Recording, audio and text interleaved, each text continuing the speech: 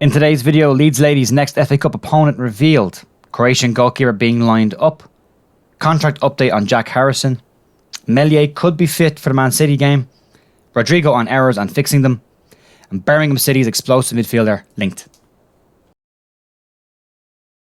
Morning folks, Ger here at The View on Tuesday the 13th of December with your Leeds news, and we'll start off and crack on with this, and we'll start off with the Leeds ladies. And Leeds ladies have been drawn away to Arsenal in the 4th round of the Women's FA Cup. They do have to overcome Stoke in the current 3rd round of that cup, but should they win that game, they will go off to face Arsenal in a potential glamour tie in the 4th round. Rick Passmore's side have had a fantastic season so far this year and will be looking to carry that form into the Women's FA Cup game against Stoke and progress to that potential tie against Arsenal. Might even be played in the Emirates. I don't know. Arsenal have played a couple of games this year in the Emirates. Be fantastic to get them over there to that bigger stadium, bigger crowd, and experience that, because WSL this year has shown more and more increase in record crowds as the year's gone on, so it'd be great to get them exposure to that as well. If you haven't checked them out, you really should. The highlights are there on the leedsunited.com page. Go check them out. It's really worthwhile doing. They've had a great season so far this year, and you're hoping that'll keep progressing with the FA Cup as well. Moving on to incomings, and Bayern Munich CEO Oliver Kahn has been speaking about the prospect of signing Dominik Livakovic, the Croatian goalkeeper, who is having a fantastic World Cup, saved 3 penalties against Japan, and as a man of the match and won the games as well. Kahn has been speaking to Rozhkovaya Gazeta and has basically said that the links between them and the player won't amount to anything because they're not in a position to go and sign the player. However, Leeds have been linked strongly with the player as well from the same publication. And basically what they're looking at here is Leeds are rumoured to have already opened negotiations with the player's agent around the possibility of coming into Leeds.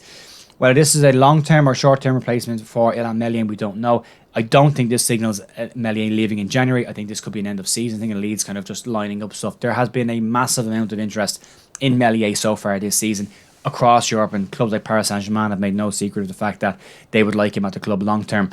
They have Donnarumma as well, another top-class young goalkeeper, so I don't know if that's the right move for Meslier.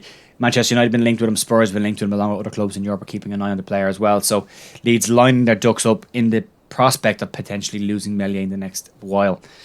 Also Meslier, according to injury expert Ben Dinnery, he reckons that Ilhan Meslier could be available for Leeds' game against Manchester City when the Premier League resumes later on this month. Basically what he's been saying is that if the player responds really well to the treatment, that he should be okay come the late December game.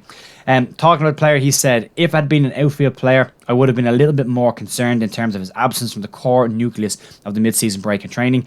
But because he's a goalkeeper, I'm less concerned. Basically stating that there's less cardiovascular work needed for a goalkeeper than an outfield player. But he still needs to be sharp. He still needs to be practicing. He still needs to be training. The reflexes are a huge part for a goalkeeper, and you don't want a rusty goalkeeper coming back in. Should he not be available, we have a fantastic deputy in Joel Robles who can step in, and I have zero issue with that. He's a really good goalkeeper, commanding presence in the box, and a very vocal and experienced head, so no issues there should Meslier not make it back in time.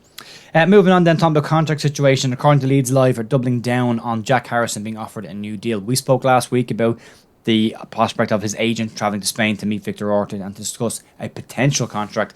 Leeds Live are now saying that the contract is expected to be confirmed in the next couple of weeks. Harrison has 18 months left on his deal and has struggled this season outside of a really strong start to the season. We're hoping he can find that form. Harrison has put a lot of that down to the fact that he's had a couple of injuries and knocks and niggles over the course of the first half of the season, and he's hoping that now that they're gone, he feels fresh, rejuvenated and good to go in the second half of the season. So then moving on and talking about Rodrigo, and Rodrigo has been speaking about issues that the Leeds dressing room are trying to address before the restart of the season. He's been talking about Manchester City, and he said ahead of that game Leeds will be facing probably the best team in the world at this moment in time. And then speaking about the issues, he said the following. He said, maybe we're conceding too many goals, but this is not a question about defenders or the keeper. It's about the whole team, because we all defend and we all attacked.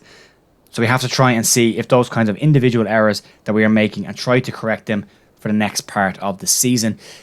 Leeds have been guilty this year of creating a ton of problems for themselves with the amount of individual errors that they have. Brentford being the prime example of multitude of individual mistakes that Leeds got caught on. They've been slightly unlucky where other teams have made mistakes against Leeds and gotten away with it. Leeds have made mistakes against teams and got caught for them. So not all systematic issues. A lot of them are individual problems, so they need to earn that out. And it's great to see that the players are discussing that themselves and working to fix that issue. So great to see that.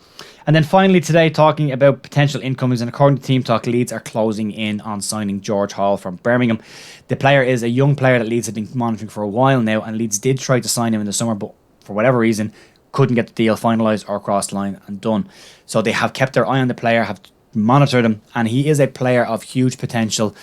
A lot of clubs are keeping an eye on him, but Leeds are apparently making their move for the player and are hoping to bring him in. They're continuing this cycle of bringing in young players just before they reach that peak, and we've seen that, benefit us through Meslier, through Stroke, through Greenwood, through Jaffe, through Perkins now coming in. So it's about Matteo Joseph obviously as well. Sign those younger players and bringing them through, and it's worked really well so far. Could George Hall be the next one to join the list of Leeds young players? I would expect him to go straight into the under-20 squad. He's not got a lot of minutes at Birmingham, but if he did come to Leeds, you would find it hard for him to get into the midfield that's there at the moment.